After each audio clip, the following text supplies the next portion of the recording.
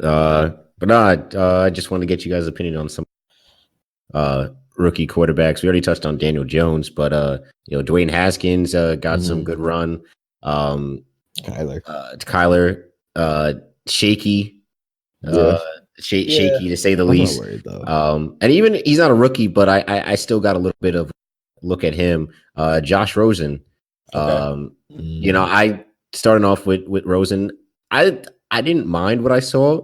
It's not like it was the greatest performance. He had a lot of passes that were dropped by his wide receivers. He did not get helped by his wide receivers at all. The worst in preseason. And then his blocking was atrocious as well. Both his tackles, I just literally was like an open door. The Buccaneers Buccaneers defenders were just teeing off on him. But when he did have time to throw, he made some pretty good throws. He had some bad ones, but he had some really there was some zip on the ball. I think Rosen is better than people claim. I think he just didn't fit well on the Cardinals. I get that. But I think, being in Miami, the team's not expected to do good. So there's no expectations. So it's going to give him an opportunity to just, make mistakes without having all the scrutiny. But I think it'll be good for him. I'm hoping that he gets a start and not Fitzpatrick again. Yeah. Because if you're talking about the future, you need to have your future playing. If y'all not gonna be a good team, regardless, you gotta get in-game experience. Yeah, right. Like you're gonna have to have your future start. You're gonna have to have Josh Rosen playing these games so he gets that experience. That's what's gonna give him the edge. And you know what I'm saying? They already traded Tannehill, so you're not talking about winning now because what pieces do the Dolphins even have on their team that's really gonna help them win games? Yeah, outside of Kenny Stills. Yeah, well, Kenny Stills, but that's really about it. You know what I'm saying? So I think Josh Rosen, we're gonna see. He definitely did look decent in the preseason game that he had. I just think that like JT basically said it all. Like his receivers was dropping a lot of passes, but he did have he's gonna have to make plays. That's really about it though. Kyler Murray on at least on his behalf, I didn't think he played as bad as people thought. Yeah, but I think he just needs to settle in. He needs to drop back a little bit. A lot of pressure on him too. So the thing I noticed a lot with Kyler Murray is the same thing like how Drew Brees kind of was when he first came into the league. He might just have to take a couple more steps back. That way he can see the whole field better. That way he's not overthrowing or underthrowing a little bit. Because when you a little bit short, trying to see over these 6'5" linemen, you're not getting to see the field as well. Like tall quarterbacks like Eli, like he like 6'5", you only need to take like 3-4 steps back. Kyler might have to do what Russell Wilson does, or what Drew Brees does, take like maybe like 4 or 5, take a second, survey the field. That's probably gonna help him. They're probably gonna, so you don't even gotta worry about it. Like that's a fact. But I'm sure Klinsman and all of them, coaching him through that. But I think he's gonna be fine. I think he's struggling a little bit now, but it's preseason. We're gonna see what's really gonna happen once the season starts. I agree. I think that same thing. It's like is very spotty in his film, but to his preseason, he's young as shit. Like it's his first time being on the field. It's just like you said, it's getting used to the size, the physicality, the speed of the pros, and there's a high ceiling there. So I think people are overreacting with it. Like people are gonna overreact because you're the number one pick. You know what I mean? It's always gonna happen. And especially when you have that same setup where it's like, all right, you're supposed to be the next Russell Wilson, go be Russell Wilson. So it's unrealistic expectations. I won't say unrealistic, but it's like the pressure to do it all right now. I think they're going to be fine. It's just going to take a little bit of time, which the problem with the Cardinals is that you don't want to think in terms of time because you want to think in terms of Larry Fitzgerald. Yeah, it is what it is. I think, like you guys said, I think covered most of it. It just wasn't as bad as people made it seem, and just stop overreacting so early. Yeah, and then with Dwayne Haskins, that's someone who I think is going to have a really good season. I love players, especially coming out of the draft, who have that chip on them, and you already know he does. The man who should be the Giants quarterback. I'm not going to hate on Daniel Jones, but would have been cool. And I think everybody in Giants Nation want to have him. So yeah. But no, he looks good, and he showed a little bit of everything that you wanted from him, and some arm strength. He's freaking massive. Like I didn't really realize how big he was until it's like watching him, and you're just like, dude, he's massive. He's athletic enough to, when he scrambles and everything. I feel confident about him, and especially like in a situation like the Redskins, I feel like he's gonna be all right. You know what I mean? I don't feel like they have super no pause. Oh,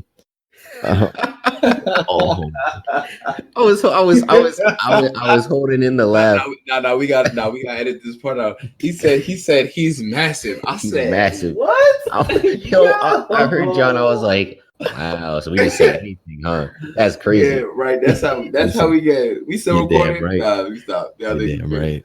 All right, continue. All right. Start we can't edit that out. No. Now we need to let the public know John's out here running amok. Let it straight. Oh my God, we do not need to continue. But yeah, I think he's gonna be good. I'm excited to see the new wave of quarterbacks is gonna be awesome. But yeah, what are you guys' thoughts on massive Dwayne Haskins? No, I watched some of the highlights because it's kind of hard, especially preseason. It's kind of hard to watch out of market games. But I was able to see his highlights on YouTube. No, he looks good. I don't know if he'll be the starter come opening week. I think they're still set on I believe it's Case Keenum, and I think he's still even battling Colt McCoy for the backup job. But when he gets his chance, I think he's really gonna take it and run with it. Like you said, he's got good size to be quarterback. He kind of almost reminds me of a smaller version of like Cam Newton. Not as athletic, but definitely has the size to some Vince Young shit. But definitely has the size to look over the line. He has the mobility to get out of there, and he can take a hit. Yeah, like I said, saw some good things. I will say when he's missing with his throws, he does look like he's missing high, which could be a problem, especially when he's going over the middle. Because balls can get tipped up and intercepted or just overthrown and intercepted. But other than that, he was putting his putting the ball in good spots.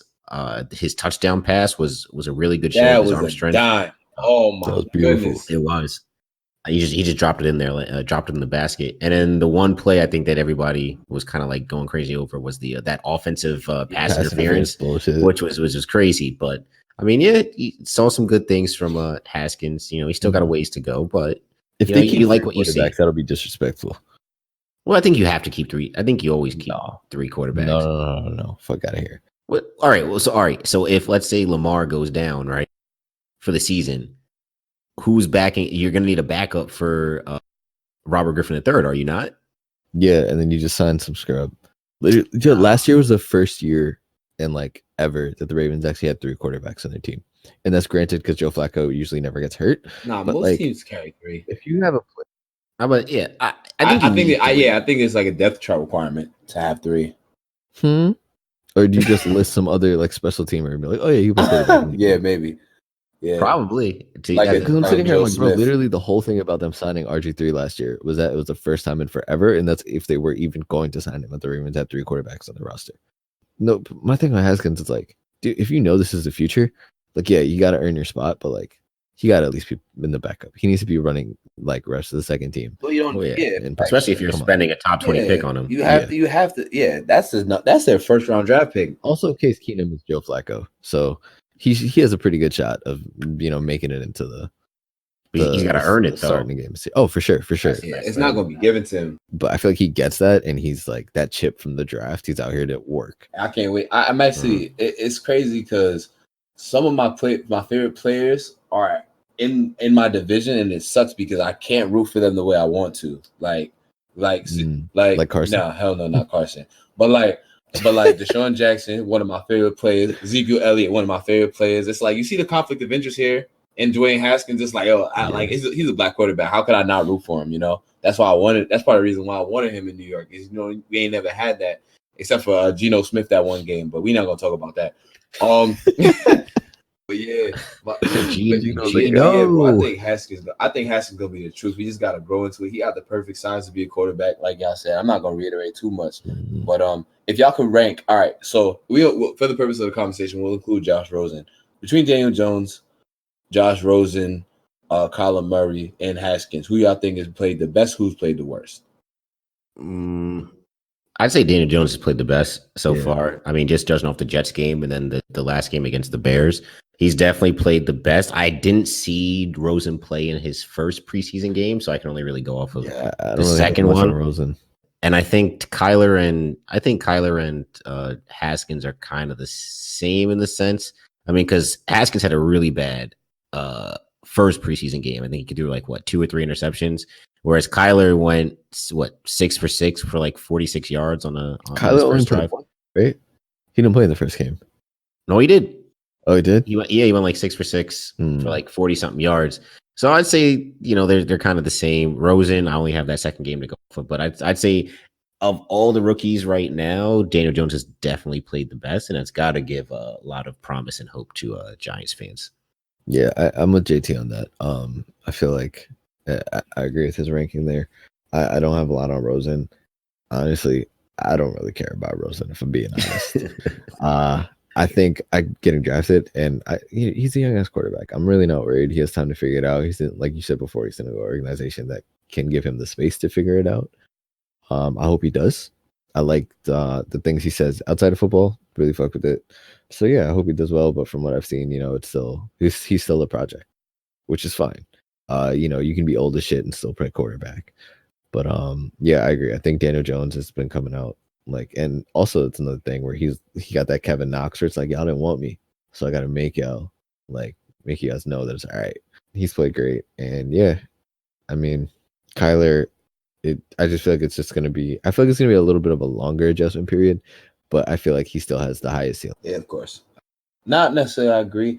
I'll say that Daniel Jones definitely has played the best for me. I think Dwayne Haskins has probably right after that. I'll say Rosen right after him, and then probably Kyler right after that. Not that Kyler has played that bad. It's just that he hasn't lived up to being a number one pick. Kind of what y'all said. It's gonna be hard to live up to. But when the season starts, we'll really see what it's talking about, because you're playing against the number one people the entire game, and that's gonna really be the measure of how it's gonna go. Yeah, I will say though, really quick, just branching off into the rest of the NFL. I watched the Broncos 49ers preseason game tonight. Jimmy Garoppolo does not look ready.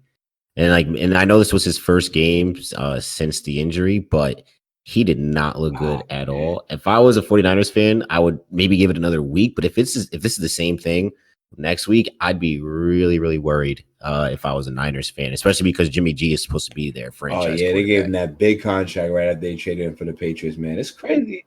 Dude, he made Tom Brady sweat, so they had to. And yeah, he looked gross. He looked rusty. And for someone who had so much upside and coming from an ACL it's a thing. You know what I mean? It's a process. It is super tough. But you still want to see a little bit more. I expect your mobility to be limited, but shit, you could only do arm shit. And granted, it's a full body motion. I still you would expect it to be a little more crisper. He's got time to work back into it, and he still had so much upside.